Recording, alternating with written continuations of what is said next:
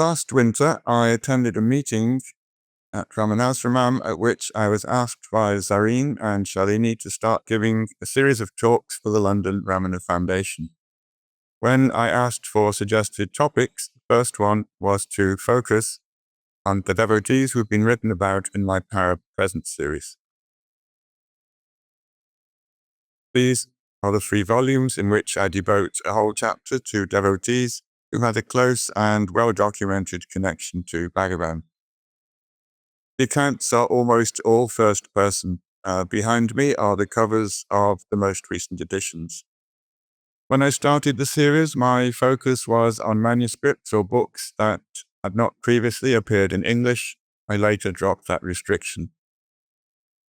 The first editions of these books came out well over 20 years ago and have been reprinted several times. About 6 years ago, I decided to overhaul the series completely by making new editions that would include extensive photos. Sundaram, the Ramanashram president of the time, gave me permission to use as many as I needed. So far, I've only remade and published part 2. The other 2 expanded volumes have yet to appear. When I took the decision to update the books, I also decided to add an extra chapter highlighting a new devotee for each volume. Volume 2, for example, included a chapter on the Swedish devotee, Yogi Ramananda Giri, who met Bhagavan in 1949. This is in behind me. The photo on the right was taken somewhere near Madurai, where he had an ashram which was set up after Bhagavan passed away in 1950. I may do a talk on him later in this series, since I have discovered a lot more information about him since the reprint of part 2 was made. My additional selected devotee for part 1 is Narayana Iyer, a devotee of Bhagavan who moved closely with him for more than 20 years. This is him sitting with Bhagavan in the old hall with an additional headshot of him on the left. Narayana Iyer was one of those fortunate devotees who could be effortlessly natural in Bhagavan's presence. I think that Bhagavan responded well to people like this. The 2 of them had many remarkable meetings and exchanges. I completed all the layout work for the new edition of part 1, but I'm not going to publish it until I run out of copies of the old printing, the one that doesn't have photos, or the Narayana Iyer chapter. It might be a year or 2 before it comes out. So, as a preview of forthcoming attractions, today I'm going to read out the first half of this unpublished Narayana Iyer chapter. I will pause from time to time because there are several topics and statements in the text that I intend to elaborate on. Since these extra expansions and interpolations are going to make it quite long, I'm going to split the talk into 2 halves and give the second half next month. In the August talk, I will go through the second half of the Narayana chapter, and this strategy will also give more time for a Q&A session at the end of each segment. Before I start, I want to make a few comments on this photo of Narayana Iyer sitting with Bhagavan in the old hall. It's one of my favorites because it contains some of the iconic features of Bhagavan's stay there. Note the revolving bookshelf between Narayana Iyer and Bhagavan. This contained most of the books that Bhagavan regularly consulted. In the ashram literature, there are several instances reported of Bhagavan reaching out to get a book from this revolving bookshelf and having it fall open at the exact page or verse he was looking for. There was an additional library in the old hall that was housed in glass-fronted cupboards. Devotees took it in turns to look after the publicly available books and issue them to visiting devotees. Devaraji Mudalya, in his memoir, reported that he took over this job for a while in the 1940s.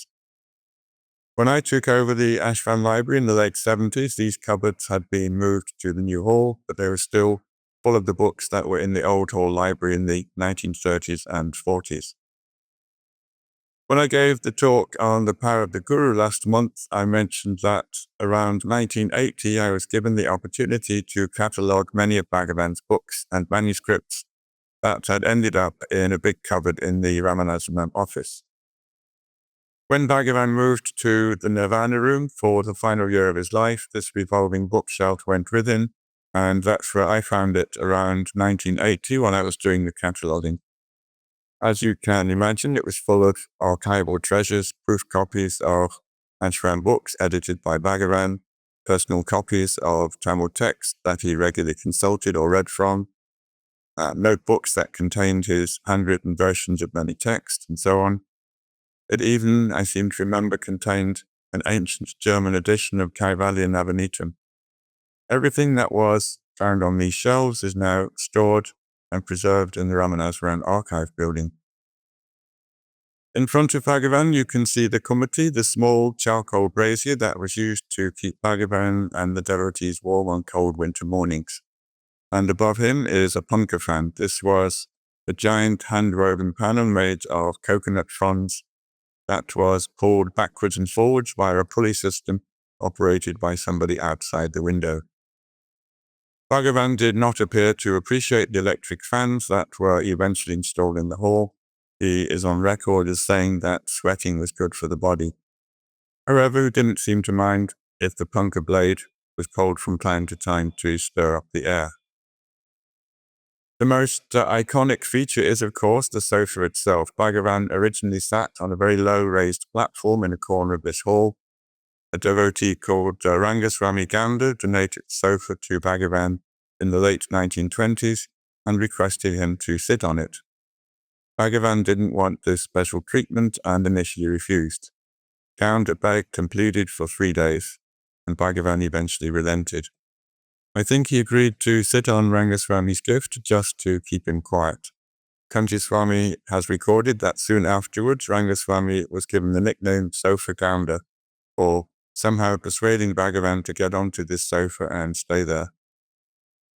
Bhagavan generally opposed devotees' efforts to give him special treatment. Getting him to sit on an elevated sofa while everyone else sat on the floor was considered to be such a major accomplishment it was worthy of being given a lifelong nickname. It's time now to start the story of Narayana Iyer. It begins with some introductory comments by Arthur Osborne, seen here on the right of the veranda of his Ramananagar home. At the top on the left, there is a photo of Arthur and his wife Lucia in the ashram dining room. Narayana Iyer's house was on the same street as the Osbornes, and their front gates were only about 100 meters apart. I imagine they had a lot of contact in the 1950s and 60s. I showed this 1961 photo last month. I'm putting it up again here because it has Lucia Osborne circled in red on the left, Narayana Iyer in the center, and Arthur Osborne on the right. When I arrived at Ramanaswaram in 1976, it was still largely a community of people who had known Bhagavan and spent time at the ashram with him. About a quarter of the people who lived there had stories about being with Bhagavan. This photo was taken 15 years before I arrived. I'm guessing that more than half of the people in it would have had the opportunity to spend time with Bhagavan. This is what Arthur Osborne wrote in an article on Narayana Iyer he penned for The Mountain Path while he was its editor in the mid-1960s. In those days, there was a regular feature entitled Introducing, in which the editor wrote about devotees who had had personal contact with Bhagavan. This particular article began, Sri R. Narayana Iyer, an old devotee, a retired sub-registrar, is one of the senior-most devotees of Bhagavan and one who enjoyed some special privileges. Soon after he came to Sri Bhagavan, he began to move with him, more like a resident of the ashram than a casual visitor. Initially, he was an out-and-out skeptic with ultra-modern views and ways, but very soon he became a staunch follower and devotee of Sri Bhagavan. This photo shows Arthur and Lucia sitting on the steps of their house in the 1960s. Lucia Osborne was my first landlady in Tirunelveli when I arrived in 1976.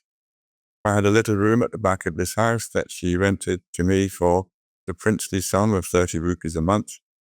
At today's conversion rate, that's only about 40 cents US, but in those days, 30 rupees could buy you quite a lot, and seem to remember a rice meal in a local restaurant only cost 1 rupee. Narayana Iyer's house, situated across the road, also had rentable rooms, and they too went for about 30 rupees a month. It was called Saraswati Nilayam, and many foreigners will have fond memories of staying there in the 70s, 80s, and 90s. By 1976, the year I arrived, Narayana Iyer's family was no longer living there. Narayana Iyer passed away in April 1976 in Chennai, and he himself had moved to Chennai years before because he needed someone to look after him when he got old. Osborne's account continues. The familiarity and freedom with which he moved with Sri Bhagavan can be understood from the fact that he was chiefly responsible for eliciting a good deal of information about the family in Tiruchuli, including their financial difficulties, which necessitated borrowings and alienation of family properties. He assisted the ashram management in redeeming these properties and preserving them as sacred monuments. The Tiruchuli birthplace is now known as Sundara Mandiram, while the Madurai house where he attained self-realization is called Ramana Mandiram. As a government official whose office dealt with the registration of official documents, it is not surprising that he also played a prominent part in the execution of the will of Sri Bhagavan. Narayana Iyer is often identified in Ramanaswaram books and photos as Sub-Registrar Narayana Iyer. His job was to head the offices where official documents such as wills and property sale deeds were stored. The photo at the bottom is the Tiruchuli house where Bhagavan's family lived until 1892. This is how it looked before Ramanaswaram took it over and turned it into a temple. This is Arthur Osborne in his younger days, possibly in the 1940s. He continues. There were occasions on which Sri Bhagavan took special notice of him. For instance, when a film was about to be shown in the dining hall at 5 p.m., Bhagavan declined to go there till Narayana Iyer, who was expected at 7 p.m., arrived. As a result, a large number of people who had gathered in the hall had to wait a long time for the show. It was he who asked for a clarification of the state of a family man who follows the path of jnana, and to whom Bhagavan said, remaining as a family man, you can certainly engage in spiritual practice. Even better than the man who thinks, I have renounced everything, is one who does his duty, but does not think, I do this or I am the doer. The sannyasi who thinks, I am a sannyasi, cannot be a true sannyasi, whereas a householder who does not think, I am a householder, is truly a sannyasi. And Osborne concluded, Sri Narayana Iyer was the first person to construct a house in the Ramana Nagar colony. He still lives here. This was written in the 1960s, and narrates to those who seek the grace, love, and splendor of Sri Bhagavan. This photo shows Narayana Iyer with his wife Lalita and their son. They are sitting in the garden of the Saraswati Nilayam house in Ramana Nagar. There is a large and very good well on this property. Before construction started, Narayana Iyer apparently showed a map of the plot to Bhagavan and asked him where the well should be dug. Bhagavan pointed with his finger, and that's where it was dug. It turned out to be the best well in the neighborhood. When there were summer droughts, this would be the last functioning well, and neighbors and devotees were allowed in to take water from it if their own wells had dried up. This is where Narayana Iyer's own account begins. In the photo on the bottom right, he is sitting at the end of the front row. Munagala Venkatramaya, the compiler of talks with Sri Ramana Maharshi, is between him and Bhagavan, and distinguished-looking foreigner behind them is Grant Duff, a senior British government official of the era. Narayana Iyer begins his tale in the following way. It was in the year 1928 or 1929. I was employed at Chetpet, a township 30 miles from Tiruvannamalai.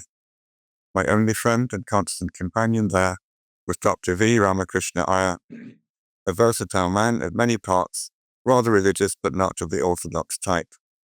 He was very genial and entertaining, and I would now deem him to be a Purushottama, best of men. He subsequently proved himself to be a friend, a philosopher, and a guide. At the time, I was his opposite. I was an out-and-out skeptic with no religion in me.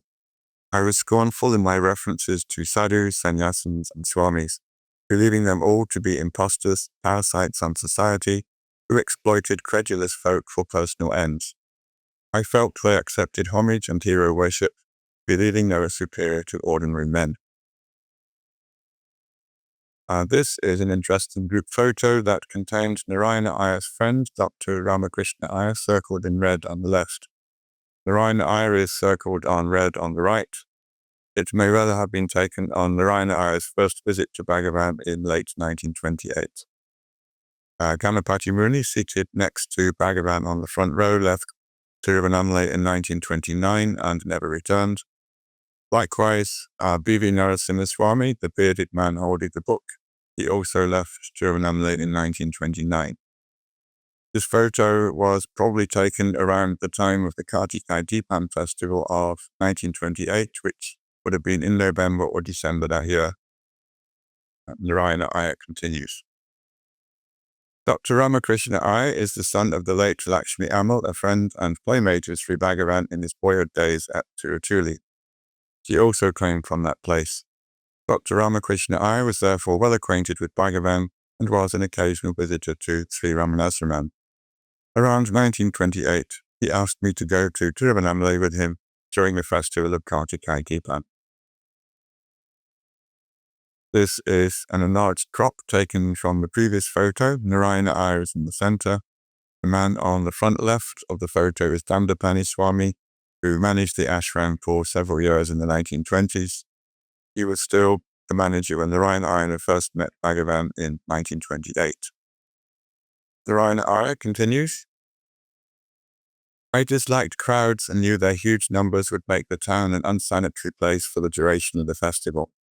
In addition, as a non-believer, the pomp and pageantry of the temple festival had no attraction for me. Despite these reservations, I agreed to accompany him, since I didn't wish to hurt his feelings. However, I requested that I be left with my parents, who were also going to attend the festival. They would be staying in the town. Dr. Ramakrishna intended to spend most of this time at Ramanasraman.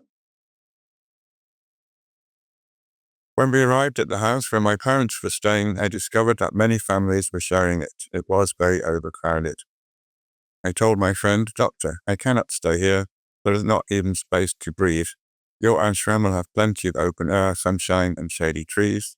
I would rather go there and stay outside while you go in and do whatever it is you want to do.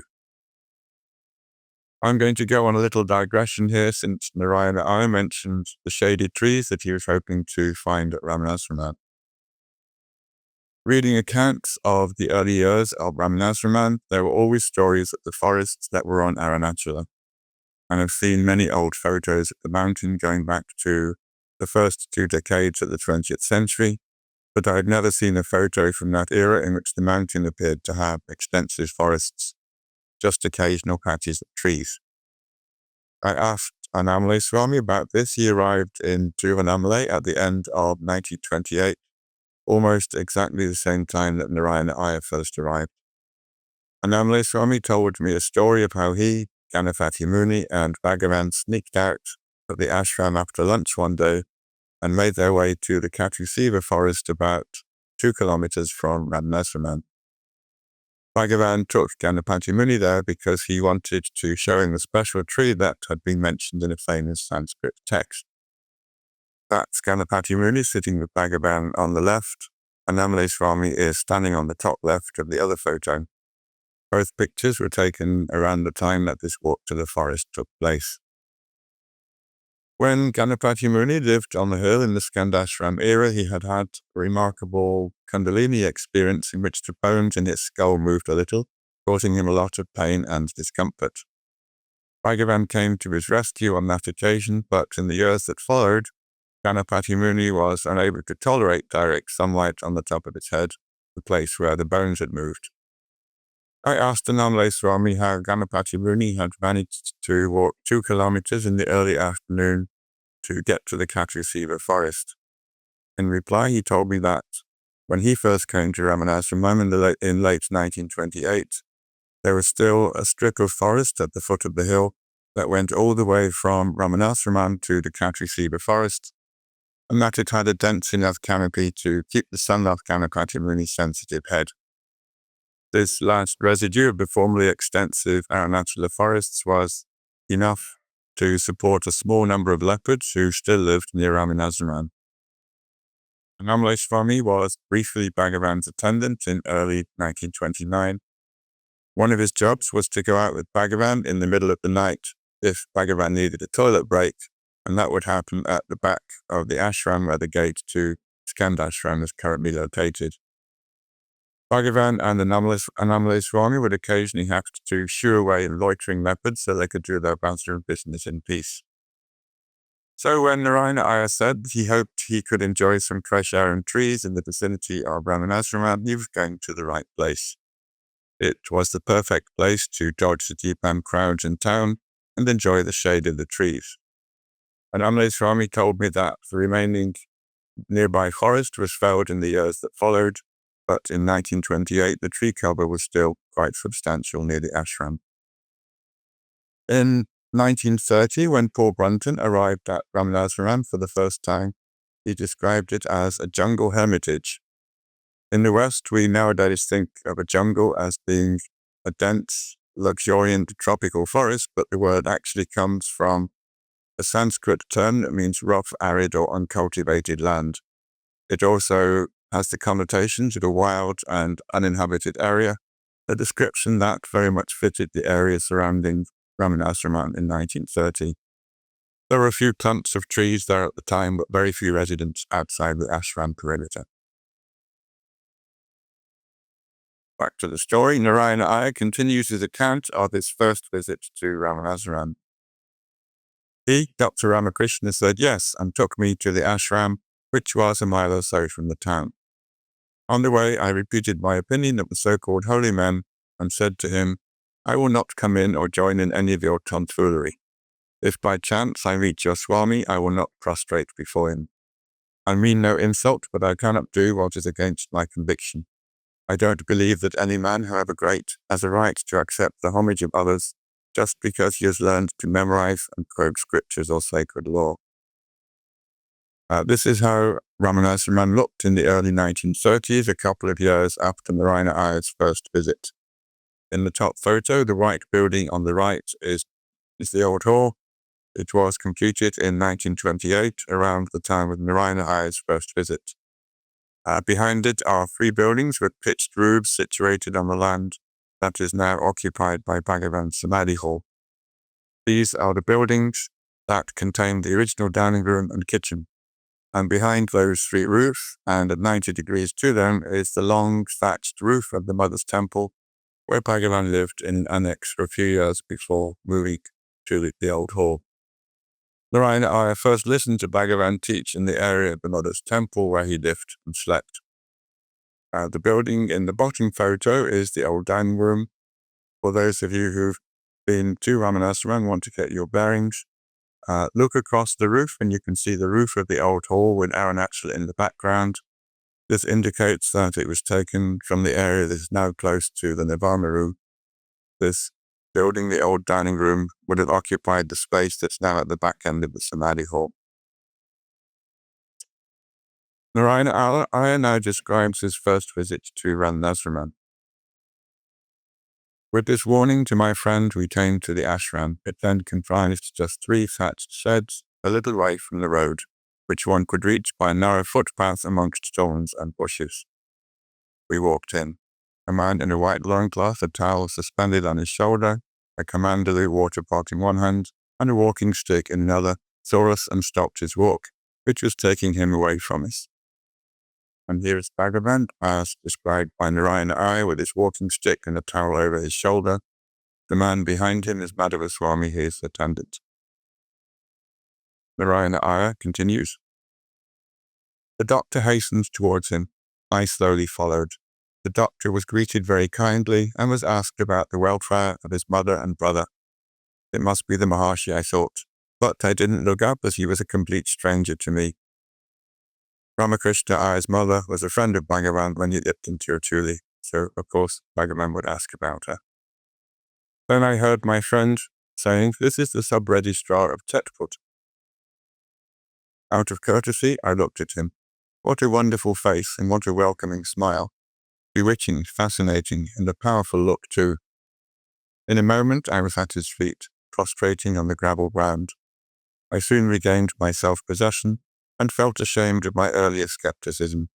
I should not have been so hasty in expressing my views to the doctor, I thought. Narayana Iyer had felt himself compelled to prostrate at the feet of Bhagavan, even though he had arrived at Brahmasraman a complete skeptic. This happened to several new people who arrived as cynics or skeptics.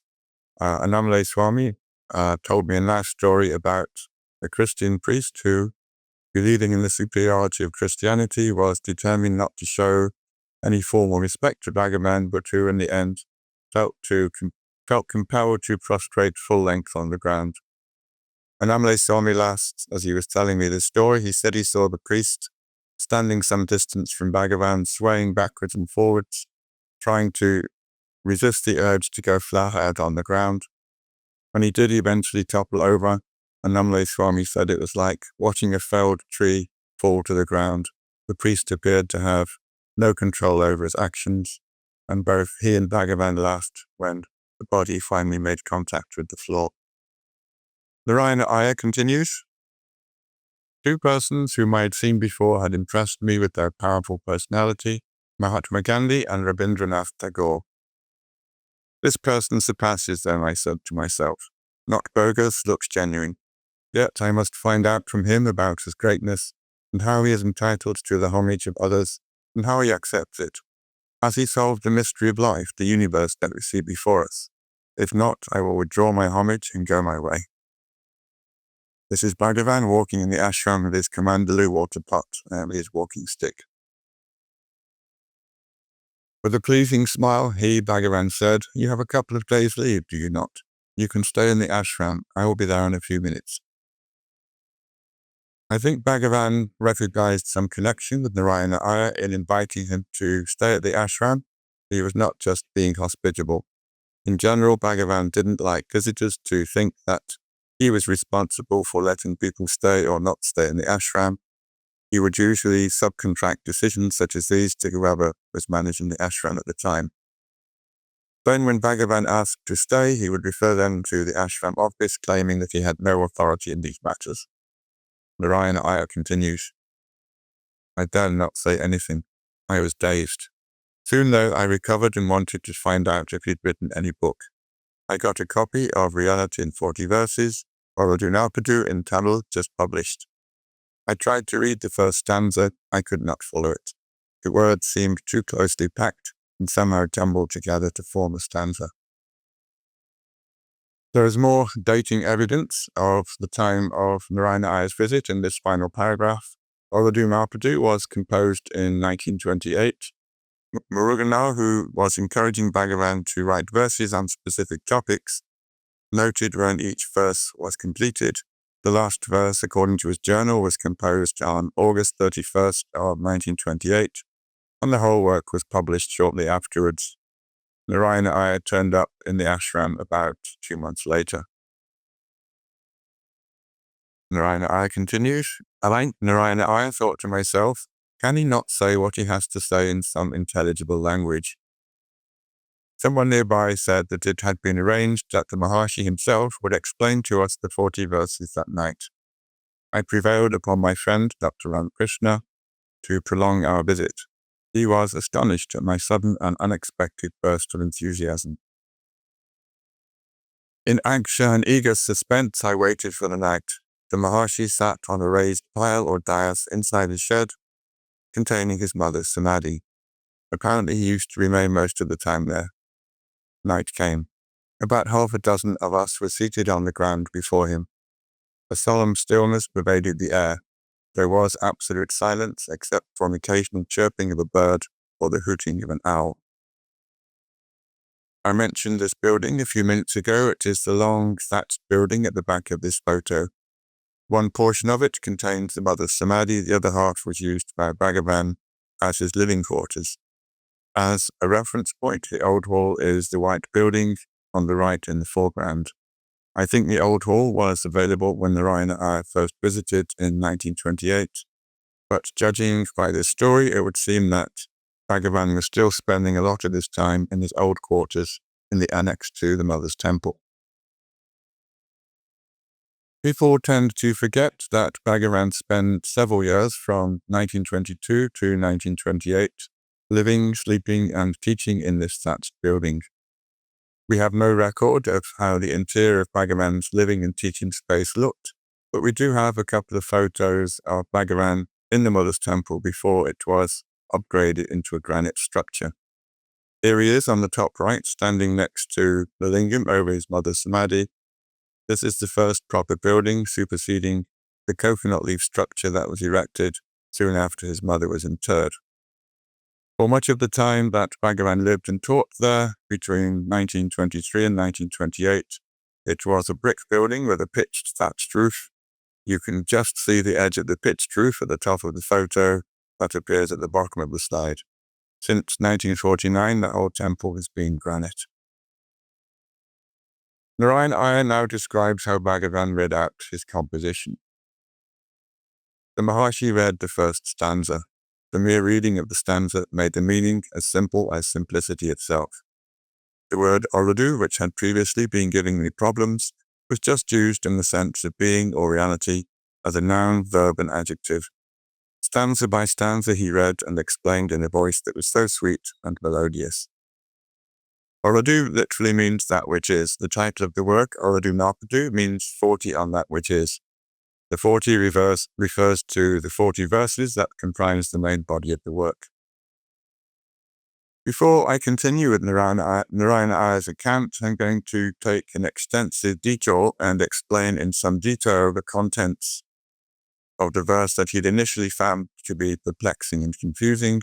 It's the first benedictory verse, and I will explain why I'm going into such detail once I've gone through its contents. This is what it says in the original Tamil with an English translation below. A transliteration appears in the top left with all the old syllables highlighted in red. I will explain the significance of these later. This is a translation of the verse at the bottom of the slide. Could there be a being consciousness existing apart from that which eternally is? Since that reality exists in the heart, free of thought, who could meditate upon that reality called the heart? Know that to remain within the heart as it is truly to meditate upon the heart. The idea being articulated here is that being or beingness alone exists and that nothing can be distinct or separate from it. There is nothing that knows that beingness, so it is not possible to focus on it via an entity that assumes it is separate from the beingness and thinks that it needs to do something to discover it. As Bhagavan points out in this verse, this beingness is discovered to be what one truly is when one abides in the heart as the heart. The highlighted red syllables in the English translation at the top are all the occurrences of the ul, an archaic Tamil root of the verb to be. They are what makes this verse, in my opinion, so special. The ul in the syllable is made by bending the tongue backwards and putting it on the roof of the mouth, giving the resulting sound a strong nasal component. These oral syllables are the scaffolding of the verse, combining with other syllables and words to make an intricate and complex tapestry of philosophical ideas that encapsulate Bhagavan's core teaching on beingness, our true and abiding nature. It's not surprising then that on his first visit it made little or no sense to Narayana Iyer, even though he was a native Tamilian. He was a long-term religious skeptic who had probably not been exposed to these invited ideas before. Here is a short video of the verse being chanted. I found it on YouTube. I'm using this version rather than the one that is chanted at Ramanashram because it is chanted very slowly and clearly. This makes it much easier for those not familiar with the Tamil to recognize the repeated oral components that structure the philosophy of the verse. Listen to them as the chanting proceeds. உள்ளது 40 உள்ளதலதுள்ள உணர்வுள்ளதோ உள்ள பொருள் உள்ளலர உள்ளத்தே உள்ளதால் உள்ளமெனும் உள்ள பொருள் உள்ளலவன் உள்ளத்தே உள்ளபடி உள்ளதே உள்ளல் உணர்வாயே உள்ளே உள்ளதனார். This is what Professor K. Swaminathan wrote about this invocatory verse. The first stanza, woven out of pure Tamil words, is an emphatic assertion of the oneness of being, awareness, and the heart. It dwells lovingly on the Tamil root or come to being, thinking, heart, and inner space, all associated with the indivisible oneness and wholeness. The verb oral to be, which admits of no past or future tense, is repeated 8 times. The word olam, the heart, thrice, or lu, to think, thrice. Thus, the Benba verse, as a whole, through sound, suggestion, and explicit statement, holds the mind inwards to the very heart of being awareness. The repeated old syllables are a reminder that reality is nothing but beingness itself, something that can only be directly known by recognizing oneself to be that beingness. Professor Swaminathan, for those who don't know, was a distinguished Tamil and English scholar who edited The Mountain Path for many years. He was also the editor of Gandhi's collected works, a mammoth undertaking that eventually filled 100 volumes. Murugan commented on the many creative ways that Bhagavan used all in this verse in Upakashu to Vahava, one of the poems in Sri Ramana Sanadi Murai. This is what he wrote there. The place where Ulan, thought, rises and subsides is Ulan, the heart. Thus you gave out the meaning of Ulan, praise be to you. You declared, since Uladu, that which is, exists in Ulan, the heart, Uladu, that which is itself, may be said to be Ulan, the heart. Praise be to you. Uladu render here as that which is often translated as reality, hence the common title of this work by Bhagavan, Reality, Uladu, in 40 verses. But more literally, it just means what is or that which is. It's a combination of 2 syllables, Olat meaning is, and Agub meaning that. As the verse points out, that which is real, that which is just beingness itself. Incidentally, this is a photo of Raghunath sitting next to Bhagavan in 1923, which was the year he first met Bhagavan. Raghunath Sr. sitting with Bhagavan in the late 1940s continues with his explanation of this verse. You also declared, as the experienced Nam Olam, we are, exists there, it can be termed Olam, the heart. This is yet another fortuitous overlapping that adds another level of meaning to this verse. In addition to meaning the heart, Olam is also the first person plural form of the verb to be, meaning we are. Murugan has commented on this combination of meanings in an explanatory note he wrote to verse 966 of Bhagavan Bhagavan, and here it is. The one reality, Atma Swarupa, exists and shines in the heart, one without a second. Appearing as if it is many, it shines as I in every individual being, who seem to be many because of upadis, limiting ideas and associations. Therefore, the plural term Ulam, meaning we are, is appropriate. Because the heart is the place for the existing and shining of the Atma Swarupa, in Tamil the heart is known as Ulam. The word Ulam here gives both meanings simultaneously. In modern Tamil, the an suffix in Ulam indicates the first person plural, we are, but in older Tamil, Ulam could also be taken to be the singular form am or I am. Thus, Ulam serendipitously can be taken to be both I am and the heart. Sadiwan made this connection in his own comment on verse 712 of Guru Vajtakovai, writing the words that appear on the screen. Since the Tamil word Olam, which means heart, also means am, the shining of the reality I, the reality is called by the name Olam. The photo shows Sadhu Om and Murugana sitting with Bhagavan in the late 1940s. The 3 nearest devotees in front of Bhagavan are right to left, Sadhu Om, Murugana, and Viswanatha Swami. This is the only photo we had of Sadhu Om and Bhagavan together. This Lovely overlapping of meanings explained in the previous two slides reveals the identity of the heart, or Ram, and the state of being, the I amness that is its essence and true nature. That which is, or Ladu, is identical with the heart, or Ram. Nothing can be predicated to this beingness. It just is, and the only way to know it is to be it. With its elegant plays on the syllable ul and its strict metrical form, the first invocatory verse of Uludu Napadu is now widely regarded as being a literary tour de force. The following appreciative comments recorded by Kunji Swami, seen here, standing on the top right in the photo, come from the distinguished Tamil scholar he met on his travels. He wrote, "Once, while going on a pilgrimage, I, Kunji Swami, visited various mats before ending up at the Perayur Santalinga mat. At that time, Veerasabhaya Swami Gawa was resting there because he was not well. When I went and had his darshan, he made kind inquiries about the welfare at Sri Bhagavan and the ashram in general. He also looked into the notebook I had with me. Seeing in it the verses of Arudu Nalpadu written beautifully by Sri Bhagavan himself, he asked me to read them out to him. He appreciated the first benedictory verse so much, he asked me to read it 3 times.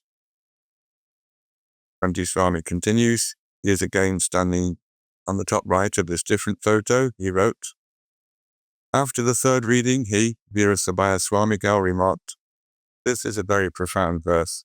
Not only that, all the elegant features of prosody are in it. Until now, I was under the impression that your Swami was an adept only in keeping still. But now I discover that he is also a superb writer of fine poetry. The Vamba verse is itself a difficult meter that few poets dare to attempt. Bhagavan has composed all 42 verses in this meter and used them to convey the most abstruse philosophical ideas. Crowning them all, though, is his first invocatory verse." Before I set off on this long and detailed tangent on the fascinating linguistic components and the deep philosophical significance of this verse, I promised to explain why I thought it so important to do so. To start the explanation, I'm going to repeat what Narayana Iyer originally wrote. On the screen, the Maharshi read the first stanza. The mere reading of the stanza made the meaning as simple as simplicity itself. The word Orladu, which had previously been giving me problems, is just used in the sense of being or reality as noun, verb, and adjective.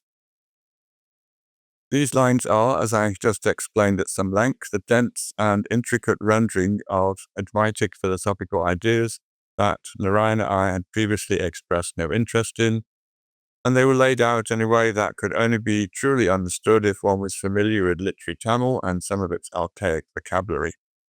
One would also need to be familiar with the core Vedantic assumption that Atman is beingness itself, and that nothing exists apart from it. I doubt very much that Narayana Iyer had that kind of background and knowledge on the day he first met Bhagavan, and yet, despite this, the meaning was immediately clear to him as Bhagavan read out the verse.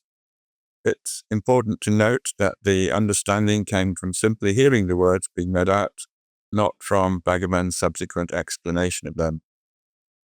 The scholars I have cited in my own explanations of this verse, Rugana, Sadhu Om, Professor Swaminathan, and Veerasabhaya Swami Gawa, could appreciate the nuances of these lines because they had spent years studying literary Tamil. In addition, they would have had a deep knowledge of the ideas that these lines are embodying.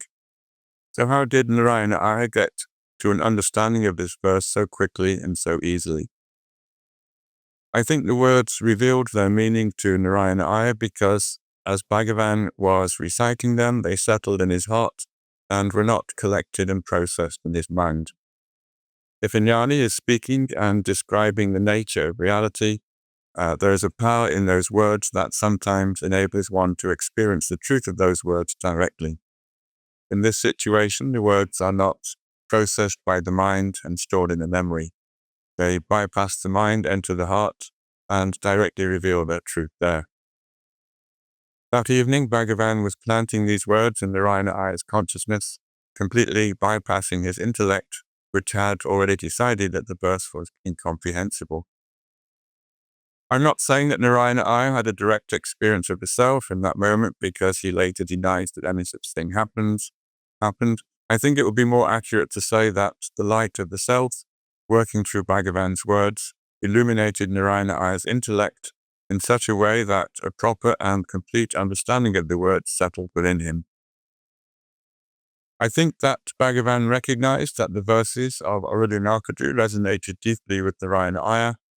Later on, with Bhagavan's approval and permission, Narayana Iyer took up the chanting of the whole of Overhauling as his principal sadhana. The photo on the right, by the way, is of Narayana Iyer standing behind Bhagavan on Arunachala. He is the one wearing the white shirt. Chinnaswami is the other person standing. I'm now going back to Narayana Iyer's description of what happened where Bhagavan read and explained the verses of Overhauling for the first time. He wrote stanza by stanza. He read and explained in a voice that was so sweet and melodious. The climax came. Explaining one verse, he said, "God cannot be seen with our eyes or known by our sense perceptions. This is what is meant by saying, to see God is to become God." Bhagavan's reading was then interrupted by Dandapani Swami, the ashram manager at the time. He is the large man standing next to Bhagavan circled in red. Narayana Iyer appears as the young man in the top right of this photo. This is what Narayana Iyer wrote. One man from the small audience, a large person with a severe expression named Dandapani Swami, interposed. Is Bhagavan saying this out of personal experience? The question, asked bluntly with such naivety, was answered with equal candor. How else would I dare to say so? Narayana Iyer continues, this was a major turning point for Narayana Iyer. I'll read that later. This was a major turning point for Narayana Iyer. He had heard the Upanishads contained in the benedictory verse, and those meanings had miraculously settled inside him and revealed their meaning and significance. But there was still the lingering question, what authority does this man have to make these utterances? Remember, Narayana Iyer had started the day as a complete spiritual skeptic. He had told his friend, Dr. Ramakrishna, I will not prostrate before him. I cannot prostrate before people who just have spiritual knowledge.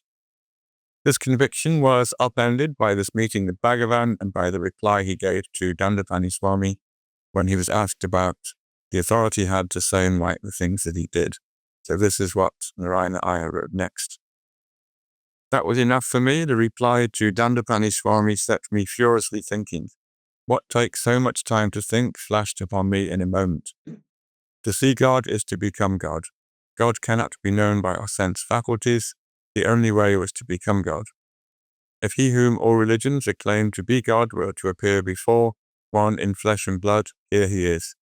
My body experienced a thrill from somewhere deep down within me.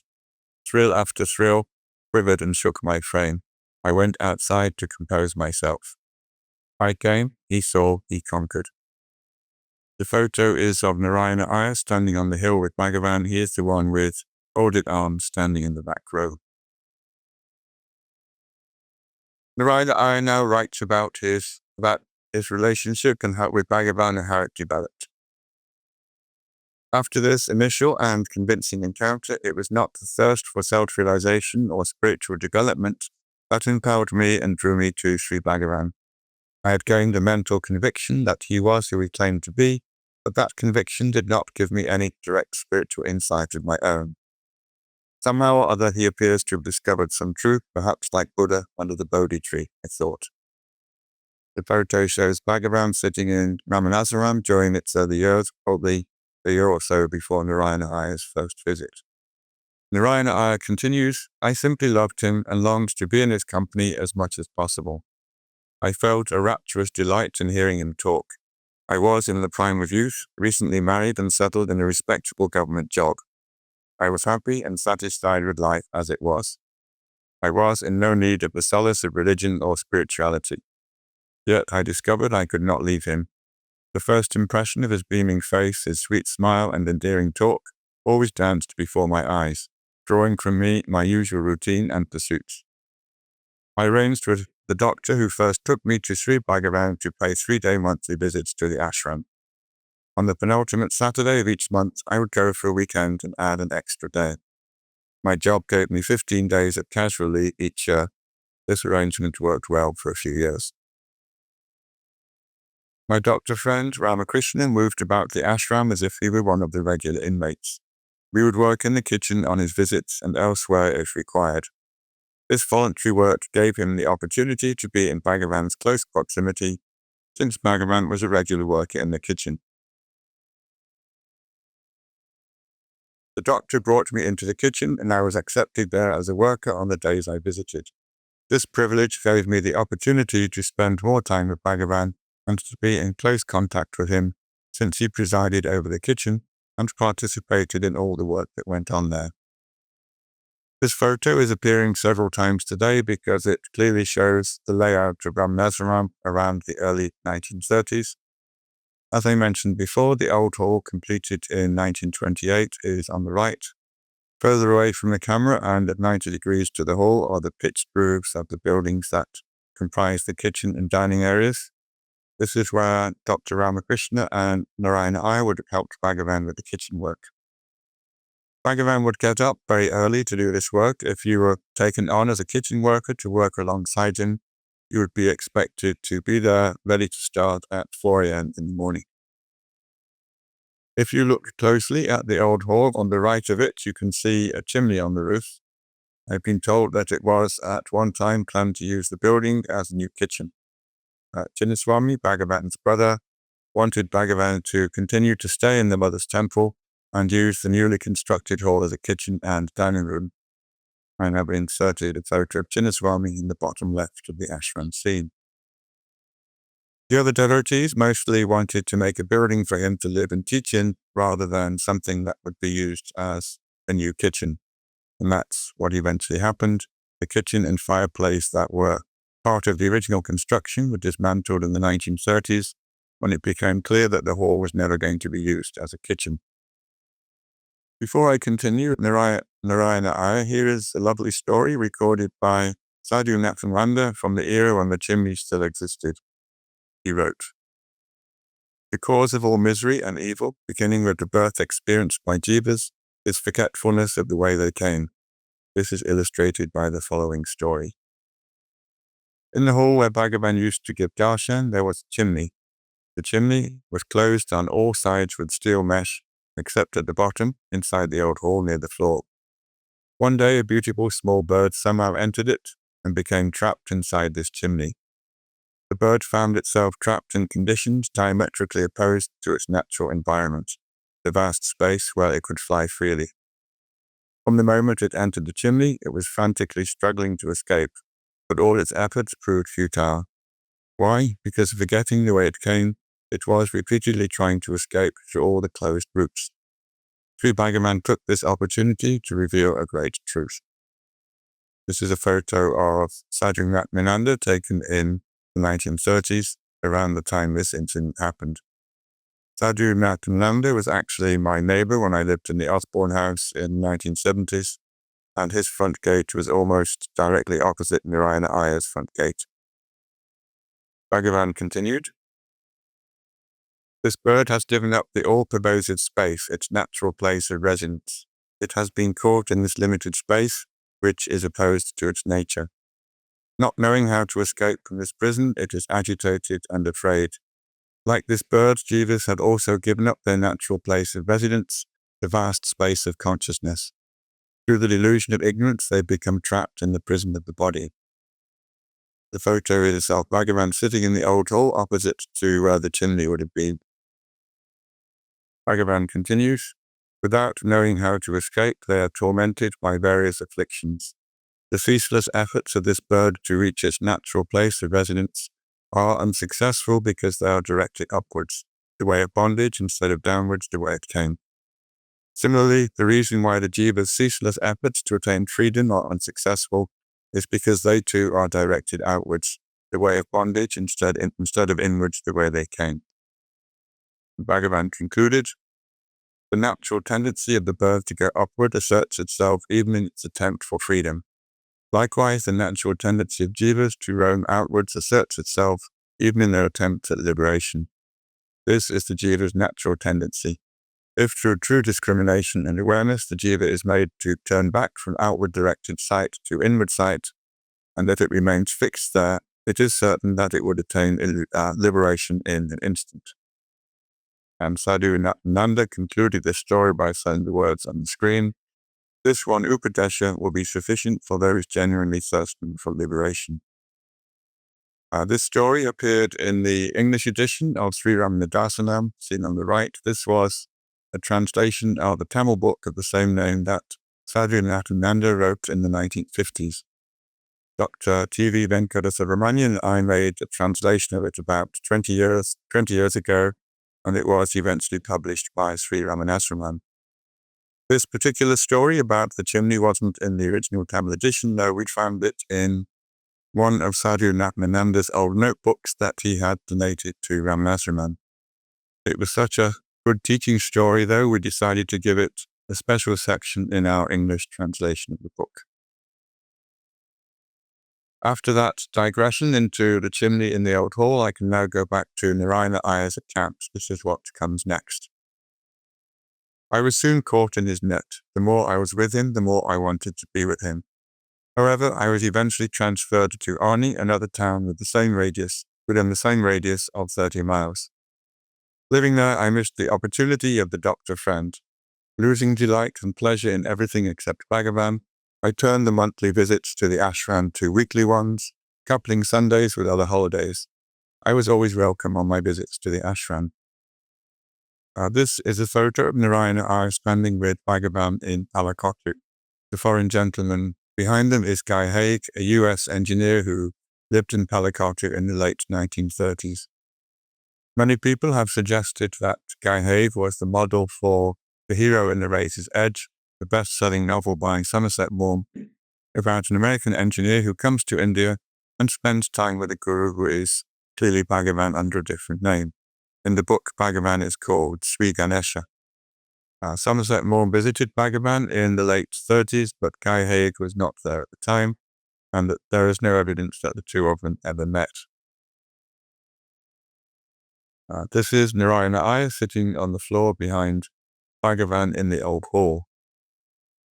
As a government employee, Narayana Iyer was frequently transferred at the whims of his superiors. Usually, the towns he was sent to were close enough for weekend visits to Tirunelveli. At the time of this story, he was actually posted in the sub-registry in Tirunelveli, which is very convenient for him. Any neighboring town within 35 kilometers of Tirunelveli was considered by him to be close enough for a convenient weekend commute. On one occasion, though, he was transferred to a more distant town, Tiruchirappalli, which was almost 190 kilometers away.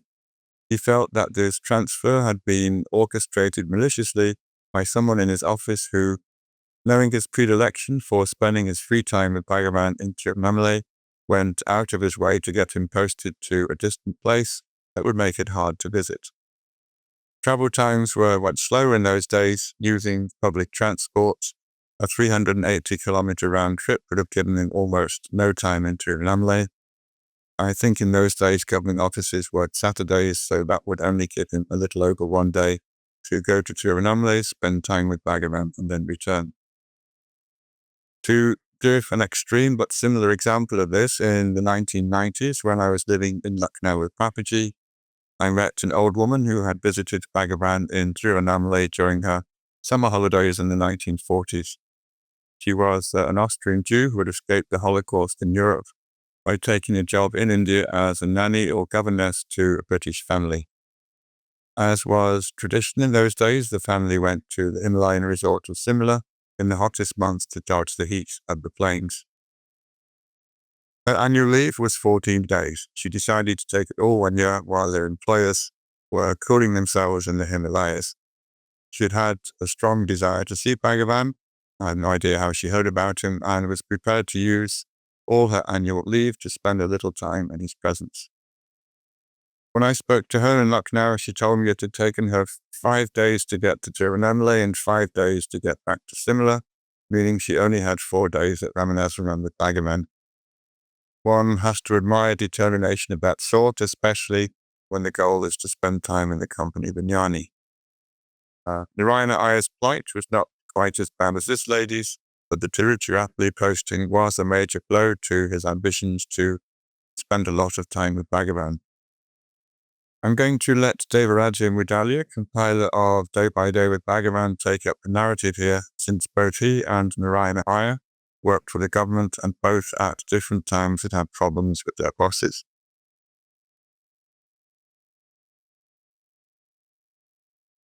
Devaraja Mudaliar, seen here on the right, was a lawyer by profession.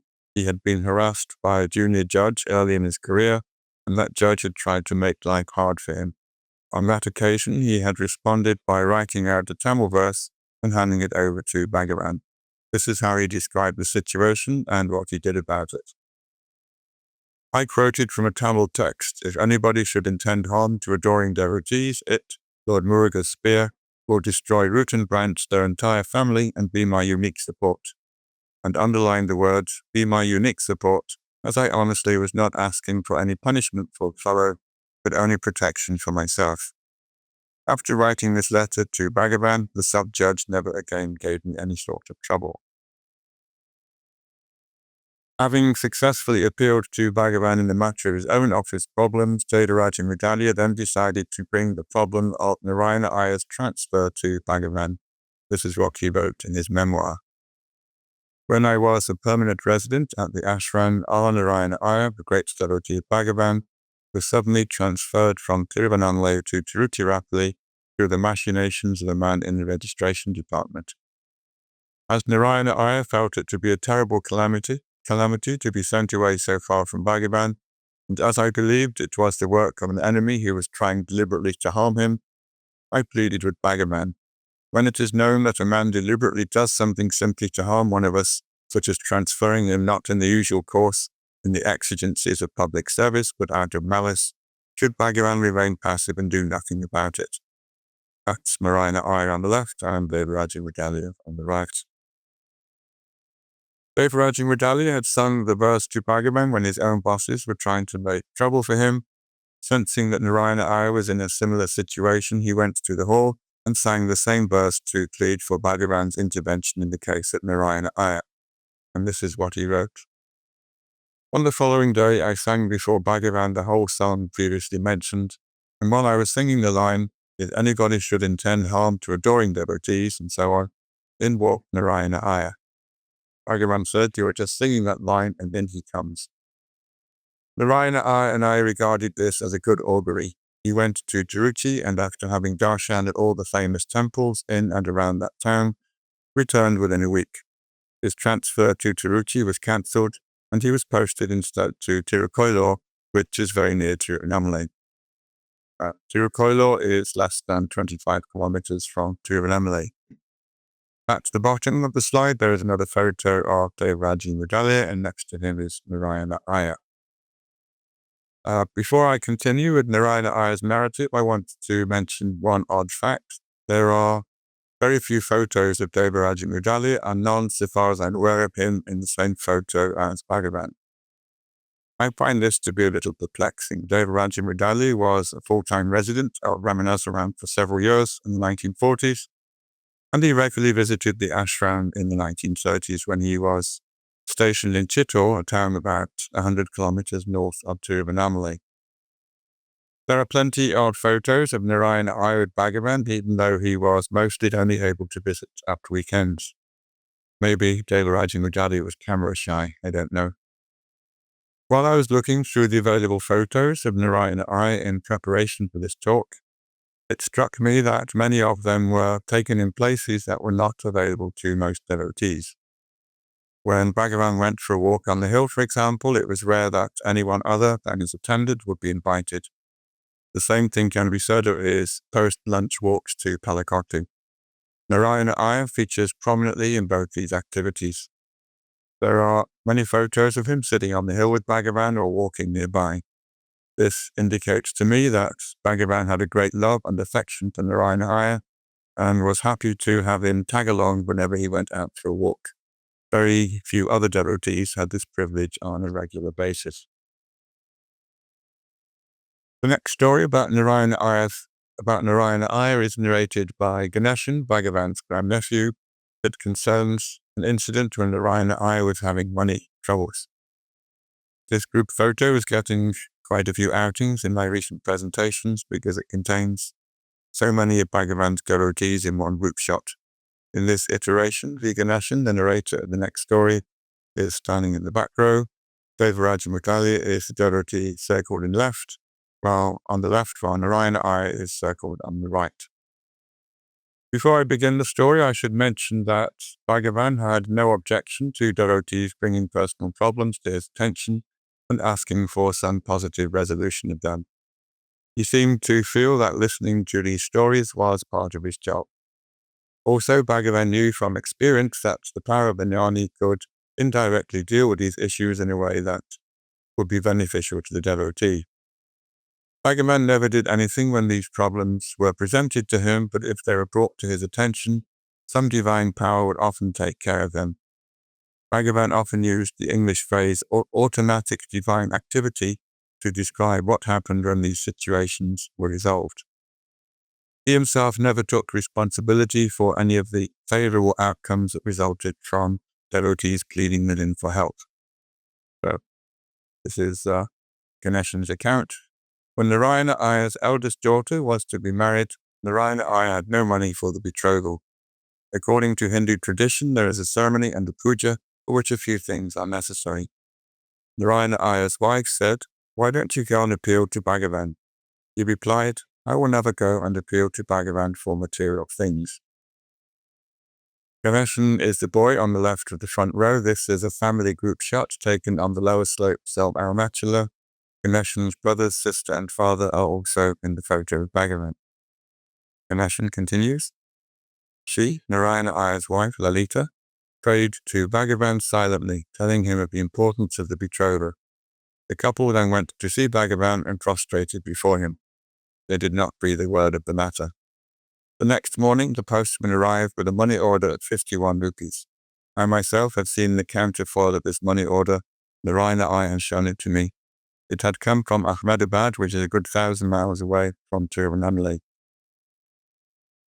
Ganeshan continues, there was a message saying, letter follows. The couple brought whatever they needed with the money.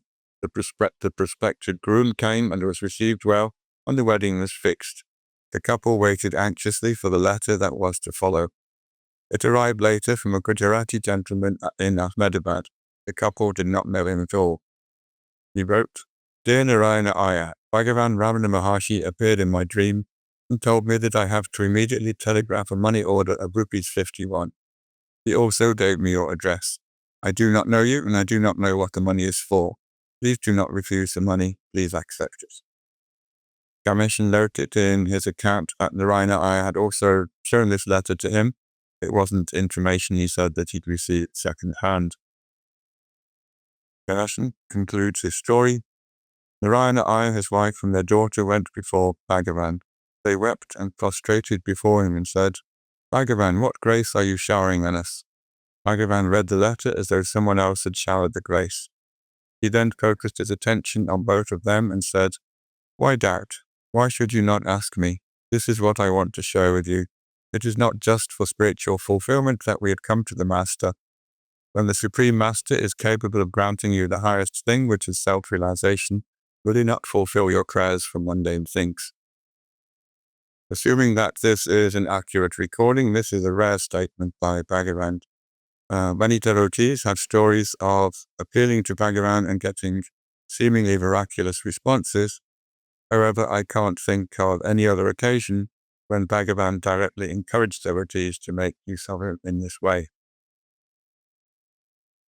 Narayana Iyer now continues with his own recollections of Bhagavan and his teachings. The next story continues with the theme of Bhagavan appearing to intervene in a positive way in the affairs of devotees. He said, or wrote, One day, when I was sitting by the side of Bhagavan, I felt so miserable that I put the following question to him. Is the sankalpa, wish, of the jnani not capable of warding off the destinies of devotees? Bhagavan smiled and said, Does the jnani have a sankalpa at all? The Jivan Mukta can have no sankalpas whatsoever. It is just impossible. Narayana Iyer just happens to be sitting by the side of Bhagavan in this photo, which was taken at ashram in the mid-1940s. I, Narayana Iyer, continued, "Then what is the fate of all of us who pray to you to have grace on us and save us? Will we not be benefited or saved by sitting in front of you or coming to you? What use is there then for family men like me to gain by coming here to you?" Narayana Iyer continues, "Bhagavan turned graciously to me and said, just as a trouble or arrow that comes to destroy the head goes away carrying only the turban, so a person's bad karma will be considerably reduced while he is in the presence of a jnani. A jnani had no sankalpa, but his sanity presence is the most powerful force. He need not have sankalpa, but his presiding presence, the most powerful force, can do wonders. Save souls, give peace of mind, even liberation to right souls. Your prayers are not answered by him, but absorbed by his presence. His presence saves you, wards off the karma, and gives you the boons as the case may be, involuntarily. The jnani does save the devotees, but not by sankalpa, which is non-existent in him, only through his presiding presence, sanity. In the Tamil-speaking world, there is a widespread belief that karma is a large and heavy bundle that one keeps on one's head. That makes the arrow removing the cloth turban without injuring the head a nice analogy for the removal of karma. This idea about the removal of karma from the top of the head is at the core of a story that Ramaswamy Pillai, seen here standing behind Bhagavan with his arms folded, used to tell. He said, "I asked Bhagavan once, how can I tell if a choice that presents itself was something that needs to be done, or is something that will be beneficial for me, and how can I tell if it is something that I should avoid doing?" Bhagavan responded by saying, "Throw it on the ground 3 times. If it jumps back 3 times, then it is something that has to be done." Bhagavan was referring here to the idea that karma is a bundle on one's head. You can try to throw it off a few times, but if it jumps back and refuses to leave, then it's something you have to do, something that is unavoidably part of your prarabdha. Back now to Narayana Iyer. This was his response to Bhagavan's statements on sanity and the sankalpa-free state of the jnani. He wrote, "I was filled with joy. Even today his presence is the most powerful thing, and that alone I am confident saves me." I think this explanation of the jnani's sanity is one of the most revealing statements Bhagavan ever made about the nature of jnana and how its power and presence works on devotees. The jnani never has a desire to help someone, since that would imply separation. It would also imply that he, the jnani, has something that others don't, and that he can use his power to uplift or benefit others. Bhagavan never saw others or felt that there was anything separate from himself. What Bhagavan is saying here is that the effortless and desire-free self-abidance of the jnani creates an energy field, a sanity, that takes care of all the desires of devotees who approach his physical form with a problem. When I first came across this story, I liked it so much, I named the Power of the Present series after this teaching that Bhagavan gave out to Narayana Iyer. It is this presence, this sanity, that takes care of devotees, even, as the previous slides indicated, granting them liberation when the maturity is there. There is no person called Ramana Maharshi who orchestrates all this. It's simply a process that is a consequence of the jnani's self-abidance. When I give my next talk, which will be the continuing saga of Narayana Iyer and its association with Bhagavan, I'm going to start with this quote and discuss the implications of how this process meshes with the karma of devotees. Bhagavan is on record as saying that everything that a person undergoes is predestined, and that the only true freedom we have is not to identify with the body that is undergoing its scripted actions. In this teaching recorded by Narayana Iyer, Bhagavan is clearly admitting that the sanity can mitigate karma, meaning that karma is not as fixed as some of Bhagavan's other comments might indicate. My discussion on this will be quite lengthy, so I will save it for the next talk. I've now come to the end of my time, so I will pause here and continue next month. Thank you all for listening.